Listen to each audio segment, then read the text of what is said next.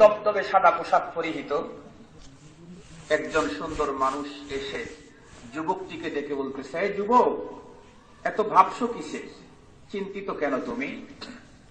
যুবক তখন স্বপ্নযোগে অতীব সুন্দর চেহারার মানুষটিকে লক্ষ্য করে বললেন, আমি বড় মুসিবতের ভিতরে আছি, তাই টেনশনে পড়েছি। কি মুসিবত বলো তুমি? উত্তর করলো, আমার আব্বা হজ ব্রত পালন করার জন্য বাড়ি থেকে বেরিয়েছিলেন, পথের ভিতরে এখানে আসার পরে অসুস্থ হয়ে পড়লেন। সকল কাফেলার সাথীরা হজ ব্রত পালন করার জন্য চলে গেছেন, আমার বাবা ইন্তেকাল করেছেন, কিন্তু মরণের সাথে সাথে আল্লাহ পাক আমার বাবার চেহারাকে পরিবর্তন করে শুকুরের চেহারা করে দিয়েছে, এই জন্য বড় মুসিবতে আছে। কথাটি শোনার পর সুন্দর চেহারার অধিকারী লোক আস্তে আস্তে করে যুবককে দেখে বলে, যুবক আসো দেখি তোমার বাবার কাছে যাই। এক পর্যায়ে সুন্দর চেহারার অধিকারী লোকটি আস্তে আস্তে করে আসলো, আমার বাবার লাশের পাশে দাঁড়ালো, এরপরে চেহারার থেকে কাপড়টা টান দিয়া সরালো, আমার বাবার চেহারার উপরে শুধুমাত্র কেবলমাত্র তার হাতটা সুন্দর করে বুলাইয়া দিল। এমনিতেই মুহূর্তের ভিতরে আমার আব্বার চেহারা পরিবর্তন হয়ে ওই লোকের চেহারার মতো ফুটফুটে জ্যোৎস্নার মতো হয়ে গেল। মুসলমান ভাইরারে আমার, আল্লাহর বান্দা বলেন, আমার কিংকর্তব্য বিমূঢ় এই লোকটাকে আমার বাবা ইন্তেকালের খবর তো দ্বিতীয় কোন মানুষের কান পর্যন্ত আমি দেই নাই। কেমনে জানলো, কিভাবে জানলো, কি করেই বা আমার বাবার লাশের পাশে এসে এত বড় উপকার করলো? লোকটিকে আমি জড়ায় ধরে জিজ্ঞাসা করলাম, ভাই আপনার পরিচয়টা জানতে চাই। আল্লাহর কসম করে কই, আমার আব্বার করুণ পরিস্থিতির কথা দুনিয়ার কোন মানুষকে আমি এ পর্যন্ত জানাই নাই, আপনি কেমনে জানলেন? উনি তখন সুন্দর করে বলতেছিলেন, আরে আল্লাহর বান্দা শোন, আমি তো দুনিয়ার সাধারণ কোন মানুষ নই, যারে আল্লাহ রাব্বুল আলামিন দুনিয়ার সব পয়গম্বরের পয়গম্বর করে দুনিয়ার ভিতরে পাঠাইছে, রহমতে আলম মুহাম্মদুর রাসূলুল্লাহর নাম আমি। যুবক পায়ের পরে পরে কান্দে আর ডেকে বলে, পয়গম্বর, আমি তো আমার বাবার মরণের খবর দুনিয়ার কাউকে দেই নাই, আপনি কি করে জানলেন? আল্লাহর পয়গম্বর উত্তর করে, যুবক শোন, তোর বাবার জীবদ্দশায় প্রত্যেক দিন সকাল এবং বিকালে 200 বার করে দরুদ শরীফ পড়তো আমার উপরে। আল্লাহ পাকের ফেরেশতা একটা নিযুক্ত ছিল, ওই ফেরেশতা প্রত্যেক দিন আমার কাছে তোমার বাবার 200 বারের দরুদের হাদিয়া পৌঁছায়া দিত। আজকে সন্ধ্যা গুনায় যাওয়ার পরে রাত্রি হয়ে গেল, কিন্তু তোমার বাবার দরুদের হাদিয়া আমার কাছে পৌঁছলো না। এই জন্য আমি তাকে দেখে বললাম, কি ব্যাপার, রাত্রি হয়ে গেল, তারপরে আমার আশেকে রাসূল যে তার দরুদের হাদিয়া কেন পয়গম্বরের দরবারে পৌঁছে না? ফেরেশতা তখন ডেকে বলে, পয়গম্বর, ওই লোকটি আজকে দুনিয়া থেকে চিরতরে বিদায় নিয়ে চলে গেছে, এই জন্য সে দরুদ শরীফ পড়তে পারে নাই, আমি দরুদের হাদিয়া আপনার কাছে দিতে পারি নাই। কিন্তু নবীজি একটা করুণ অবস্থার অবতারণা করছে, লোকটা শুধু মরে গেছে তাই না, মরণের পরে আল্লাহ পাক তার চেহারাকে শুয়ারের চেহারা বানায়া দিয়েছে। আল্লাহর পয়গম্বর ডেকে বলেন, ও যুবক শোন, যেই লোকটা দুনিয়ার সব ঝামেলার ভিতরে আমি পয়গম্বরকে বলতে পারে নাই, সকাল সন্ধ্যায় আমি পয়গম্বরের উপরে 200 বার করে দরুদের হাদিয়া পৌঁছাইতো, ওই লোকটি আজকে মুসিবতের ভিতরে পড়ছে। আমি কি দয়ার নবী না? আমি কি মায়ার নবী না? আমি কি করে সহ্য করতে পারি? এই জন্য আমি পয়গম্বর ওই লোকটার চেহারার উপরে হাত বুলায় দেওয়ার জন্য আসছি। আমি চেহারার উপরে হাত বুলায় দিলাম, আল্লাহ পাক রব্বুল আমিন তার চেহারা পরিবর্তন করে দিয়ে দিল। সুবহানাল্লাহ বলে। যুবককে দেখে বলে, যুবক তোমার কোনো চিন্তা করা লাগবে না, সকালবেলায় গ্রামের ভিতরে কোনো মাইকিং করার দরকার নাই। সকালে ঘুম থেকে উঠে দেখবা চতুর্দিক থেকে মানুষ তোমার বাবার জানাজা পড়ার জন্য আসছে, তোমার আর কোনো চিন্তা করা লাগবে না। যুবক বলেন, সত্যি সত্যি সকালবেলায় ঘুমের থেকে ওঠার পরে দেখি চতুর্দিক থেকে মানুষের আনাগোনা। দেখতে দেখতে পুরা মাঠ ভর্তি হয়ে গেল। সবাই এসে আমার আব্বার চেহারা এক নজর দেখার জন্য পাগল। আমি লোকদেরকে ডেকে বললাম, ভাই আমি তো কোনো এলান করি নাই।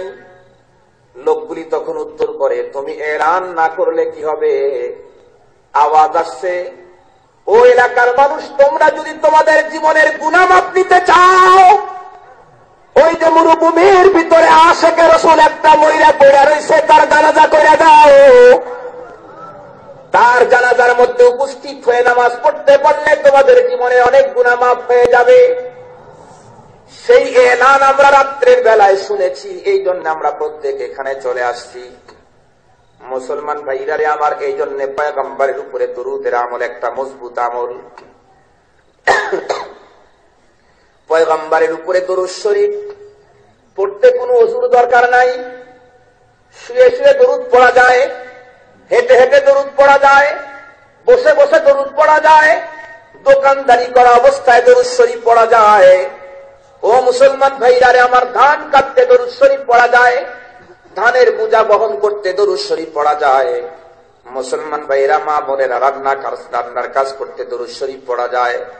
দরুদ শরীফের জন্য জাগার দরকার নাই, দরুদ শরীফের জন্য নির্ধারিত কোনো নিয়মের দরকার নাই। শুধুমাত্র শরীর যদি পাক থাকে, পয়গম্বরের উপরে দরুদ শরীফ পড়া যায়, ওযুর দরকার নাই। এত বড় সহজ আমল, কিন্তু মর্যাদা কত বেশি আল্লাহর পয়গম্বরের হাদিসের ভিতরে নয়, বরং বিশিষ্ট একজন মুহাদ্দিস, বিশ্বনন্দিত শাইখুল হাদিস আল্লামা জাকারিয়া রহমাতুল্লাহি আলাইহি তার কিতাবের ভিতরে লিখছেন, দরুদ শরীফের এত বড় মর্যাদা। হযরতে হাসান বসরি রহমাতুল্লাহি আলাইহির জামানার ভিতরে এক আল্লাহর বান্দি, তার একমাত্র কন্যা দুনিয়ার থেকে চিরতরে বিদায় নিয়ে চলে গেল। মুসলমান ভাইরারে আমার, দেখবেন দুনিয়াতে স্ত্রী যতই আপন হোক, স্বামী ইন্তেকালের পরে দুনিয়ার কোন স্ত্রী কেমন পাওয়া যায় নাই। সে বলছে যে আমার স্বামী চলে গেছে, আমি আর বাড়িতে ফিরে যাব না, আমি কবরস্থানে বাস করব, এমন স্ত্রী পাওয়া যায় নাই। দুনিয়ার এমন কোন ছেলে পাওয়া যায় নাই, দুনিয়ার এমন কোন স্বামীও পাওয়া যায় নাই, স্ত্রী পাওয়া যায় নাই। কিন্তু দুনিয়ার ভিতরে বহু মানুষ এমন পাওয়া গেছে, নিজের কলিজার টুকরা সন্তান যখন হারাইছে, মা সহ্য করতে পারে না, সারা জীবন বন্ধুরা আমার কবরস্থানে তার জীবন কাটাইয়া দিয়েছে। এই জন্য মুসলমান যুবকেরা একটা কথা শুনে রাখো, দুনিয়ার সব মানুষ তোমারে মুহাব্বত করে স্বার্থের কারণে। স্বার্থ ছাড়া মুহাব্বত করার মতো মানুষ দুনিয়ার ভিতরে দুইজন, একজন হলেন বাবার, একজন হলেন মা। এই জন্য দুনিয়ার সব মানুষকে অসন্তুষ্ট করা যেতে পারে, কিন্তু মা বাবারে কখনো অসন্তুষ্ট করা যায় না। বাইরের থেকে আসলে সন্তান চেয়ে থাকে, না জানি বাবা আমার জন্য কি নিয়ে আসছে। মেয়ে চায় থাকে, ফোন করে আব্বা আমার জন্য কি নিয়ে আসছেন। বৌমা হাতের দিকে তাকায় থাকে, শ্বশুর আমারে কি দিবে। জামাই হাতের দিকে তাকায় থাকে, না জানি আমাকে কোন পুরুকন দিবে। স্ত্রী পর্যন্ত বলে, বাইরে থাকলে 5 বছর কি নিয়ে আইছো গো, কিন্তু মার চেহারার দিকে তাকায় দেখবা 10 বছর পরে বাইরে থাকার পরে দেশের মধ্যে আসছো, সবাই তোমার মুখের দিকে হাতের দিকে তাকায়, একমাত্র মা জননী তোমার পেটের দিকে চেহারার দিকে তাকায়। মা বলে, বাবা কি নিয়ে আসছো, তা বলে না, বাবা কি খাইছো তাই বলে। মার চিন্তা, আমার সন্তান এত লম্বা রাস্তা রান করছে, কি খাইলো।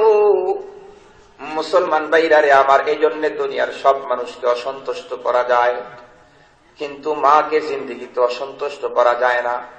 মুসলমান ভাইরা আমার, কথাগুলো শুনে রাখেন।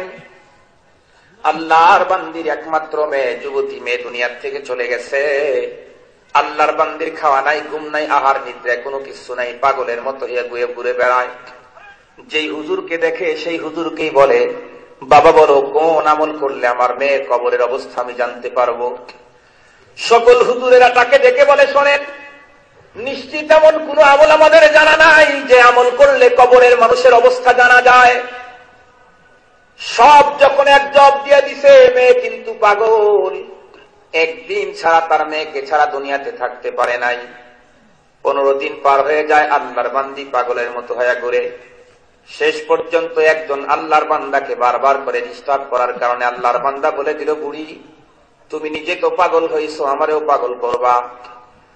একটা কথা শুনে রাখো, আমার জানা মতে বর্তমান পৃথিবীর ভিতরে হাসানে বস্তির চাইতে বড় কোনো আলেম বুজুর্গ নাই। সুতরাং তোমার মেয়ে কবরের ভিতরে কোন অবস্থা আছে এটা যদি জানতে চাও, দুনিয়ার কোন আলেমের কাছে গিয়ে লাভ হবে না, হাসানে বস্তির কাছে চলে যাও। উনি হয়তো কোন তরতিব বলে দিতে পারে, যে এই তরতিবের উপরে আমল করলে কবরে তোমার মেয়ের অবস্থা তুমি দেখতে পারবে, জানতে পারবে। মহিলা আস্তে আস্তে করে বন্ধুরা আমার হাসানে বস্তির দরবারে রওনা করলেন। এক পর্যায়ে হাসানে বসরি রহমাতুল্লাহি আলাইহির বাড়ি পর্যন্ত চলে গেলেন। হাসানে বসরির দরবারে গিয়া বলতেছেন, ও আল্লাহর ওলি, দিলের ভিতরে বড় আশা নিয়ে তোমার দরবারে আসছি। আমার একমাত্র কন্যা থেকে 15 দিন পূর্বে মরে গেছে, তাকে কবরস্থ করা হয়েছে। একটা দিন আমি আমার মেয়েকে না দেখলে দুনিয়াতে টিকতে পারি নাই। 15 দিন পর্যন্ত আমার মেয়েকে দেখি না, আমার অবস্থা বড় জটিল আর কঠিন। এই মুহূর্তের ভিতরে তোমার কাছে আসছি, তুমি বলো কোন আমল করলে আমার মেয়ে কবরের মধ্যে কোন অবস্থা আছে আমি জানতে পারবো।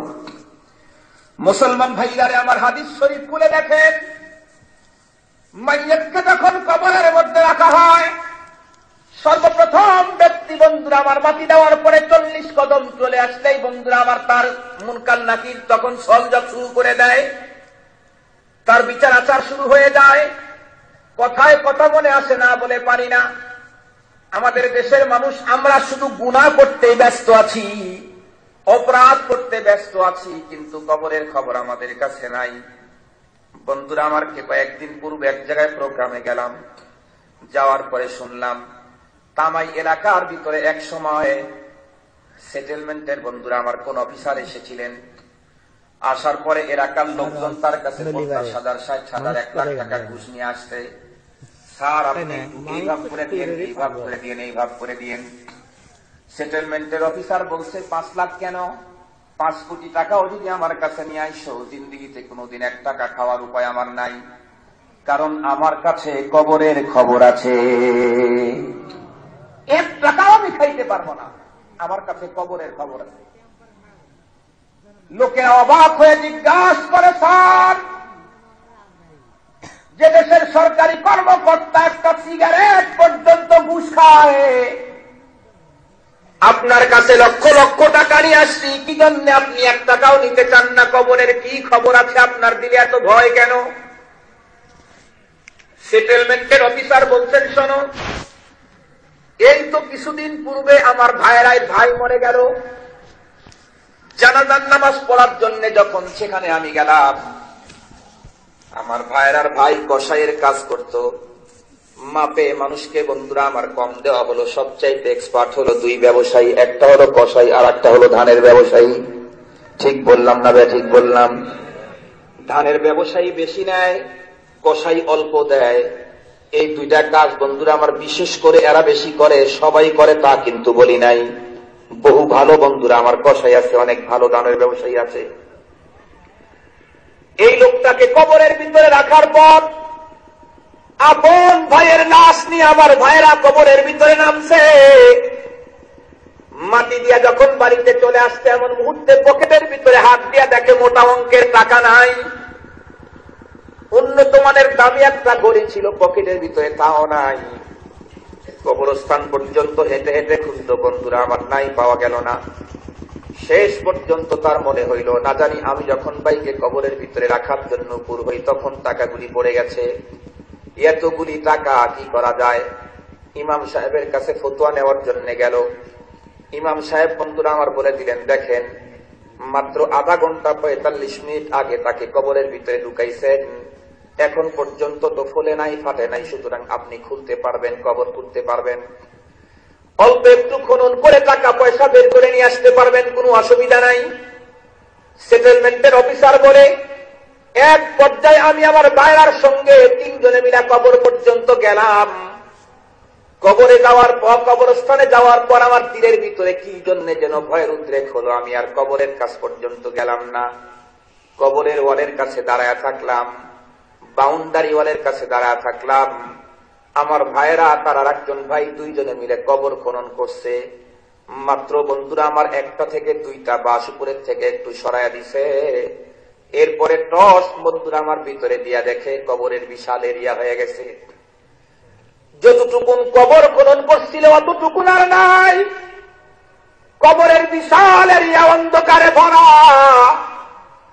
মাত্র 35 মিনিট পূর্বে যে লোকটাকে কবরের মধ্যে রাখা আসছে, দেখে কবরের এক কোণার ভিতরে কাফনের কাপড় গুলা জড়ো করে রাখা দিছে, তার পুরা দেহের গোস্ত টুকরা টুকরা করা হয়েছে। মুসলমান ভাই, একটু দিল দিয়ে শোনো, শুধু গোস্তগুলি টুকরা টুকরা করা হয়েছে তাই না, ভাগ ভাগ করে জায়গার মধ্যে রাখা দিছে। এমন বড় বড় দুইটা সাপ সেই গোস্তগুলা কড়মড় কড়মড় করে আওয়াজ করে খাচ্ছে। দৃশ্য দেখে অমনিতে বন্ধুরা আমার কবরের পাশে সেন্সিয়ার হয়ে পড়ে গেছে। তাড়াতাড়ি করে বন্ধুরা আমার কবরের মুখ বন্ধ করে দিয়েছে। মুসলমান মনে করতে পারেন হুজুর বুঝি শোনা কথা বলছে। না না, সর্বোচ্চ উচ্চ শিক্ষিত ইংরেজি শিক্ষিত ভাইয়ের আপনারা, আমি বইয়ের নাম বলি, পড়বেন, সেটার ভিতরেও এই জাতীয় কথা আছে। পাকিস্তানের একজন বড় doctor, doctor Tarek Mahmood MBBS first class first Pakistan, উনি সুন্নতে রাসূল আধুনিক বিজ্ঞান বই লিখছেন, বইখানা পড়ে দেখতে পারেন। বন্ধুরা আমার, পৃথিবীর নাম করা বড় বড় খ্রিস্টানের একটা বই লিখছে, লাইফ আফটার লাইফ, বইখানা পড়ে দেখতে পারেন। বন্ধুরা আমার, এই জাতীয় হাজার ঘটনা, শত ঘটনা সেখানে লেখা আছে। মুসলমান ভাইরারে আমার, লোকটি তখন বলে আমার কাছে কবরের খবর আছে, এই জন্য আমি 1 টাকাও ঘুষ খাইতে পারি না। আমি যখন মরে যাব, আমার কবরের মধ্যে যখন আমাকে রাখা হবে, দুনিয়ার সকল মানুষ আমাকে কবরের ভিতরে পৌঁছাইয়া চলে যাবে। সন্তানেরা পর্যন্ত 3 মুঠ মাটি আমার বুকের পরে দিবে। ভাই বন্ধুরা পাড়ায়া পাড়ায়া বুকের উপরে কবর মাটি চাপায়া দিয়ে সকলে চলে যাবে। কবরের মধ্যে যদি আমার ওই অবস্থা শুরু হয়, কে আমাকে বাঁচাবে? কে বাঁচানেওয়ালা আছে? মুসলমান ভাইরা আমার, কথাগুলি বলতেছিলাম, মনে রাখেন, কবরের ভিতরে যখন কোন মানুষকে রাখা হয়, পয়গম্বর ডেকে বলেন এর চাইতে অসহায় আল্লাহর দুনিয়ায় নাই। পয়গম্বর মিসাল দিয়ে বলেন, বিশাল বড় সমুদ্রের ভিতরে ছোট্ট একটা ভর্তি নৌকা নিয়ে একজন মানুষ চলতেছিল। হঠাৎ করে উপর্যুপরি তরঙ্গের কারণে নৌকাটা যখন ডুবে গেল, এই লোকটা যত বড় মুসিবতের ভিতরে পড়ল, তার চাইতে বড় মুসিবতের মধ্যে ওই ব্যক্তি আছে যেই লোকটাতে সাদা কাপড় দিয়ে কবরের গর্তের ভিতরে ঢুকায় আসতো। ওই লোকের কলিজার ভিতরে আগুন জ্বালায় দিলে এখন তার কোনো সহযোগিতাকারী নাই। ওই লোকের গোশত যদি চিবায়া খায়, বন্ধুরা আমার, আওয়াজ করবে, কিন্তু কোন মুসলমান বোঝার কোনো কায়দা নাই। মুসলমান ভাইরা আমার, মহিলার কথা বলতেছিলাম, কথাগুলি স্মরণ করেন। যুবকদেরকে বলবো, যুবক, আর কতকাল যাত্রার স্ট্যান্ডেলে যাইবা? আর কতকাল মোবাইল ফোনের ভিতরে নেকেড নারীদের ছবি দেখবা? আর কতকাল পর্যন্ত রঙ্গমঞ্চের অনুষ্ঠানের ভিতরে সময় কাটাইবা? তুমি কি জানো তোমার মরণ কখন আসবে? কথায় কথা মনে আসে না বলে পারি না। গত বছর একদম শেষ প্রোগ্রাম করতে গিয়েছিলাম, আমার মাদ্রাসার নায়েব সাহেব সহ গিয়েছিলাম জামালপুরের পিগনেতে। মাহফিল শেষ করে এখন পর্যন্ত স্টেজ ছাড়ি নাই আমি। একজন শ্রোতা বন্ধুরা আমার এলাকা ছেড়ে, মাত্র মাহফিলের জায়গা ছেড়ে 10 হাত চলে গেছে, অমনি পড়ে গেল, সঙ্গে সঙ্গে আল্লাহর বান্দা মরে গেল। একজন মানুষ এখানে বলেন আমি আরো 5 বছর পর্যন্ত বাঁচবো, একজন মানুষ দ্বারা বলতে পারলে বলেন। এমনও তো হতে পারে শেষ পর্যন্ত ওয়াজ করা আমার নসিবে নাও হতে পারে, শেষ পর্যন্ত ওয়াজ শোনা আপনার নসিবে নাও হতে পারে। কিসের উপরে ভিত্তি করে হারাম খাবার খাই? কিসের উপরে ভিত্তি করে হারাম কথা কই? কিসের উপরে ভিত্তি করে দুনিয়ার পিছনে পাগল হয়ে রয়েছি? মুসলমান ভাইরানি আমার, আল্লাহর বান্দি হাসান বস্তিকে দেখে বলতেছেন, আল্লাহর ওলি তুমি বলো কোন আমল করলে আমার মেয়ে কবরের মধ্যে কোন অবস্থা আছে আমি জানতে পারবো।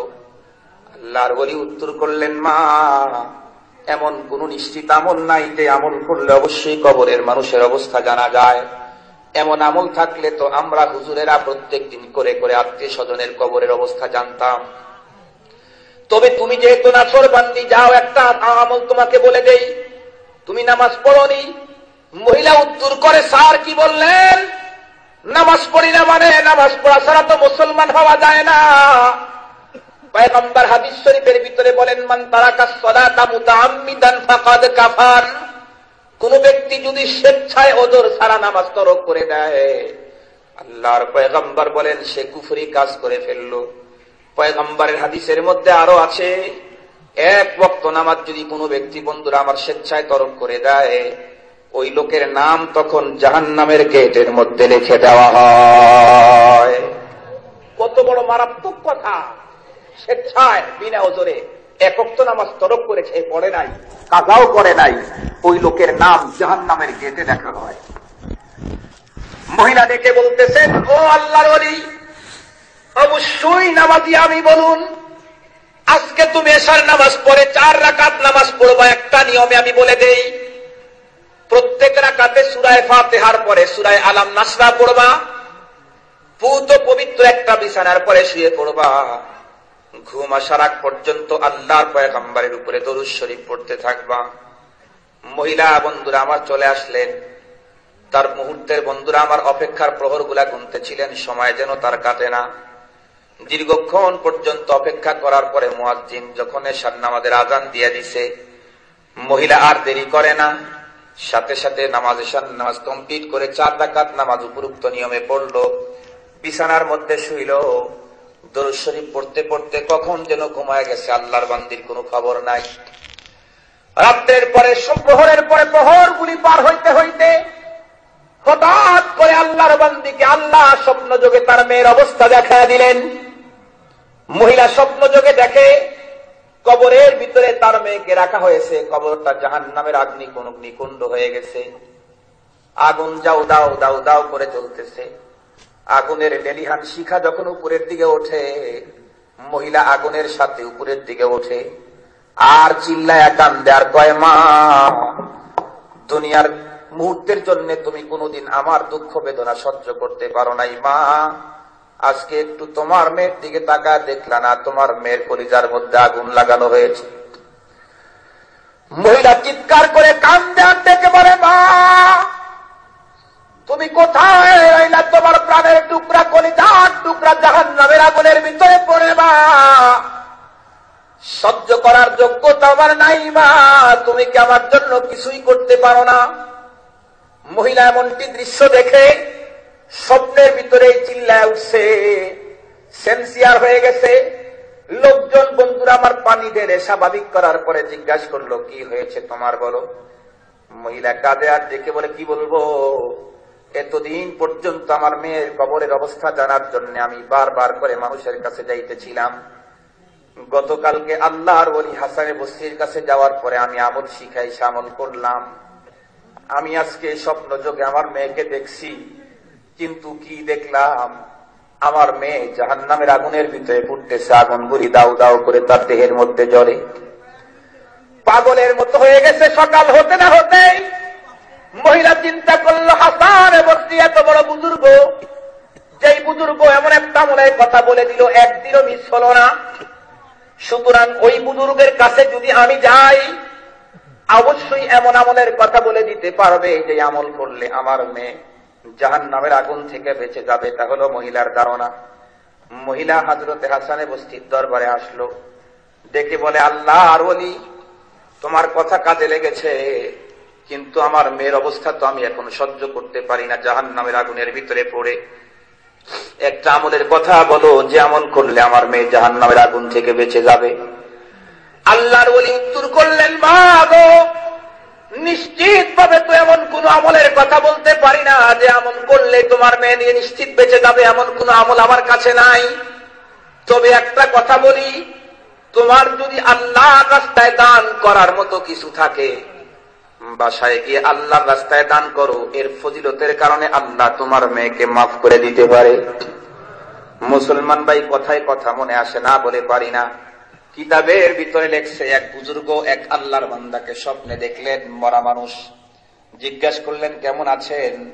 লোকটি উত্তর করে, বড় কষ্টে আছি, জাহান্নামের আগুনের মধ্যে আছি, বড় কষ্টের মধ্যে আছি।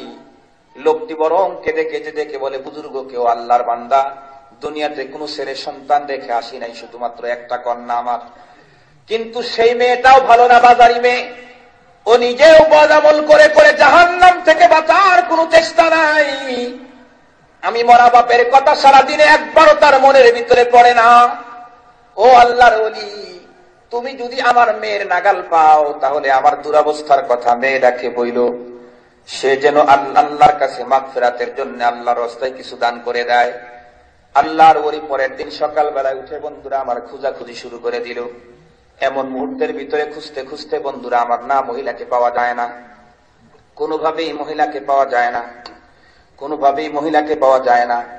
একদিন ঘুরতে ঘুরতে দেখলেন দিকের ভিতরে মহিলা বন্ধুরা আমার গোসল করতে আছে, ওই আল্লাহর বান্দার মেয়ে। আল্লাহর ওলি বললেন, মা তোমারে খুঁজেই পাই না, আজ থেকে 5 দিন পূর্বে স্বপ্নে তোকে তোমার বাবারে দেখছি, কবরের ভিতরে বড় কষ্টের মধ্যে আছে মা। উনি নসিহত করছেন, তুমি জাহান্নামের আগুন থেকে বাঁচো, তোমার বাবাকে বাঁচানোর জন্য যাই হোক আল্লাহর রাস্তায় কিছু দান করে দিয়ে দাও। মহিলা এত পাথর হৃদয়ের মানুষ, মা বাবার মরার কথা শুনলে যত শক্ত দিলের মানুষ হোক তার দিলটা নরম হয়, কিন্তু মহিলার দিল নরম হলো না। মহিলা উপহাস করে পানির ভিতরে দাঁড়ানো ছিল, এক চুল পানি হাতের ভিতরে নিয়ে বুজুর্গের দিকে ফিক্কা মারল, মেরে বলল, এই যে নাও, আমার বাবার মাগফিরাতের জন্য পানি দান করে দিলাম। আল্লাহর ওলি বড় মনের ভিতরে কষ্ট নিয়ে চলে গেলেন। আল্লাহ, তোমার জগতের ভিতরে এমন কঠোর হৃদয়ের মহিলাও তুমি তৈরি করেছ, বাবার আযাবের কথা শুনেও তার দিলের ভিতরে কিঞ্চিত রেখাপাত করলো না।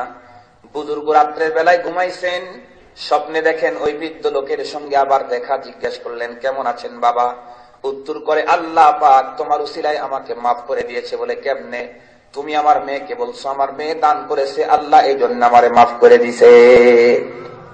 আরে আপনার মেয়ে তো কিছুই দান করে নাই, একচল পানি উপহাস করে আমার দিকে ছুঁড়ে মারছে, সে তো কিচ্ছু দান করে নাই। আল্লাহর বান্দা মৃত্যু ব্যক্তি উত্তর করে, না না আল্লাহর ওলি শোনো, আমার মেয়ে একচল পানি উপরের দিকে ছুঁড়ে মারছে, এই পানির একটা ফোঁটা গিয়া এমন একটা জায়গার ভিতরে পড়ছে, জমিনের যেই জায়গায় আল্লাহর ছোট্ট একটা মখলুক পানির অভাবে মরতেছিল, ওর মুখের সামনে এক ফোঁটা পানি পড়ার কারণে ওই পানি পায়া যখন আল্লাহর মখলুক পানি চুষে যখন বন্ধুরা আমার জীবন পাইল, ছোট্ট কীট আল্লাহর কাছে দোয়া করলো, আল্লাহ যেই লোকটার পানির কারণে এই মুহূর্তে আমি বাঁচার মতো সুযোগ পাইলাম, আল্লাহ তার আপনজন মুসিবতের মধ্যে থাকলে তুমি বাঁচায়া দাও। আল্লাহ পাক রব্বুল আলামিন সঙ্গে সঙ্গে আমাকে জাহান্নাম থেকে বাঁচায়া দিয়েছে। সুবহানাল্লাহ। এজন্যই তো ওলামায়ে কেরাম আপনাদের দাঁড়ে দাঁড়ে বারে বারে যায়, কোরআনের জন্য 2 টাকা দাও, 1 টাকা হলেও দাও। 1 টাকাও যদি তুমি তোমার মায়ের জন্য দান করতে পারো, মার ওই জগতের শত শত কোটি টাকার উপকারে আসবে, শত শত কোটি টাকার উপকারে আসবে। এই জন্য কখনো কোনো অবস্থাতেই আল্লাহর রাস্তায় দান করতে উল্টা পাল্টা বক্তব্য দেওয়া বোকার কাম, বোকার কাম। মুসলমান ভাইরা রে আমার, মহিলা আস্তে করে হাসানে বস্তির দরবার থেকে চলে আসলেন, বাসার মধ্যে এসে যা তার বাসায় ছিল সব আল্লাহর রাস্তায় দান করে দিলেন। সুবহানাল্লাহ বলেন। এক পর্যায়ে মহিলার আর ঘুম নাই, আল্লাহর ওলি হাসানে বস্তি রাত্রে বেলায় ঘুমায় গেছেন, স্বপ্নে দেখতেছেন হাসানে বস্তি রহমাতুল্লাহ আলাইহি বিশাল বড় এক জান্নাতের ভিতরে ঘুরতেছেন। হাসানে বস্তি রহমাতুল্লাহ আলাইহি বিশাল মাঠের মধ্যে সামনের দিকে তাকায় দেখে বিশাল একটা চেয়ার, চেয়ারটা স্বর্ণের দ্বারায় বানানো, হীরা মানিক মুক্তা দিয়া জড়ানো, চেয়ারের অনেক উঁচা, ওই চেয়ারের ভিতরে মহা সুন্দরী সুশ্রী রূপের জৌলাজদারিনী এক সুন্দরী মহিলা বসে আছে। আল্লাহর ওলি মহিলার দিকে একবার তাকায় চেহারা ঘুরায় নিলেন। উনি মনে করতেছেন মহিলাকে দেখা হলো পাপের কাম, গুনার কাম, এই জন্য আমি চাইব না, দেখব না। কিন্তু মহিলা ডেকে বলতেছে, ইয়া হাসান আতারিফু মান আনা, এ হাসান তুমি চেননি আমি কে? হযরতে হাসান বসরি উত্তর করলেন, কাইফা আরিফুকে ওয়া লাম আরাকে ক্বাবলা হাদা কাত্তু, আমি তোমারে কেমনে চিনবো, জিন্দেগিতে কোনোদিন ইতিপূর্বে দেখি নাই, তোমাকে চেনার প্রশ্নই তো নাই। মহিলা মুস্কি হাসে উত্তর করে, তুমি চিনো না, আমি হইলাম ওই মহিলা যেই মহিলার মা 2 দিন তোমার কাছে কাঁদতে কাঁদতে উপস্থিত হয়েছিল। আল্লাহর ওলি উত্তর করলেন, মেয়ে তুমি কি বলো, তুমি সত্যবাদী না তোমার মা সত্যবাদী, আমি বুঝি না। মহিলা উত্তর করে, আমিও সত্যবাদী, আমার মাও সত্যবাদী। তোমার মা যদি সত্যবাদী হয়, তোমার মা বলল তুমি আযাবের মধ্যে আছো, আমি দেখি জান্নাতের মধ্যে, তাহলে কেমন? মহিলা উত্তর করে, হাসান গত রাত্রে তো শুধুমাত্র আমার মা আমাকে স্বপ্ন দেখছে আযাবের মধ্যে আছি, আমি শুধু একা আযাবের মধ্যে ছিলাম না হাসান, আমার মতো একই শাস্তির ভিতরে 70,000 জাহান্নামের কয়েদি ছিলাম।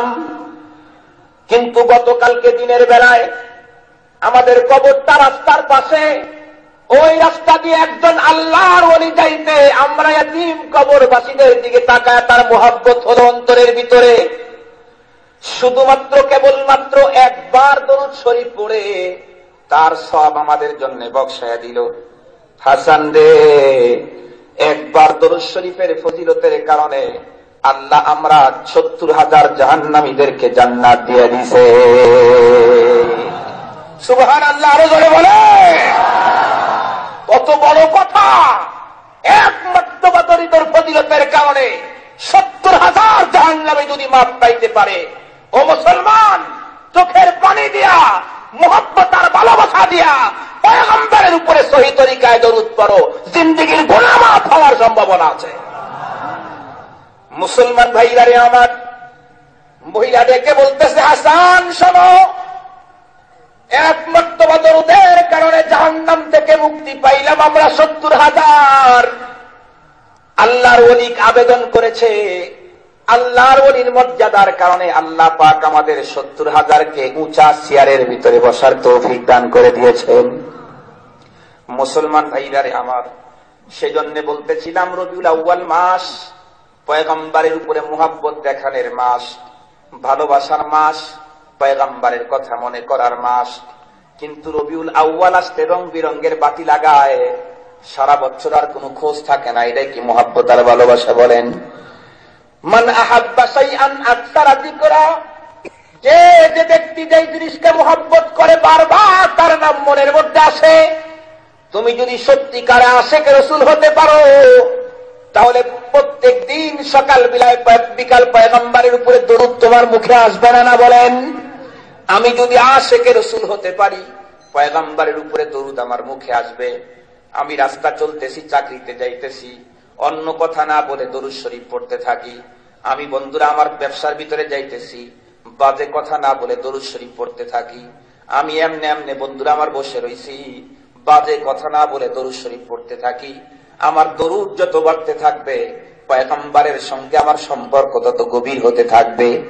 এক পর্যায়ে আল্লাহর পয়গম্বর স্বপ্ন যোগে দেখা দিতে পারে, আল্লাহর পয়গম্বরের সুপারিশ নসিব হতে পারে, আল্লাহ পাক হাউজে কাউসারের পানি পান করাইতে পারে, আল্লাহ পাক জাহান্নামের উপরে আমার বলিটা হারাম কইরা জান্নাত ফয়সালা করে দিতে পারে। এই জন্য দরুদ শরীফের আমল রবিউল আউয়াল মাস পয়গম্বরের মুহাব্বত জাগ্রত করার জন্য প্রত্যেক দিন দরুদ শরীফের আমল করতে থাকবো। আমি আর আপনাদের খেদমতে লম্বা কথা বলতে চাইতেছি না, আমি শুধু আজকে দরুদ শরীফের ফজিলতের উপরে